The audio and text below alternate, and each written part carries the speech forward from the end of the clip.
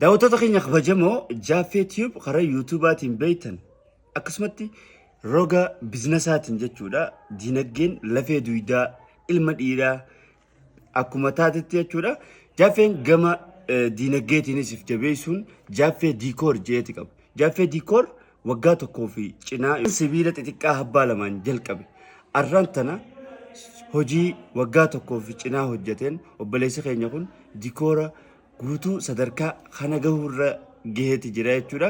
Ruuzaas tahee sagantaalee giraajuweeshinaa sagantaa garagaraa tan waltajjii irratti qopheessuu barbaaddan yookaan mana keessanitti ulma bahii fi waan fedhallee haa ta'u tan qopheeffachuu barbaaddan irratti Jaaffee Diikoor waan kuulee isinii tolchuu danda'uuf bilbila asirratti agartan kanaan qunnamuudhaan akka filannoo keessan godhatan gamanumaan dhaamsa kiyya isinii dabarsuu barbaada. Galatooma.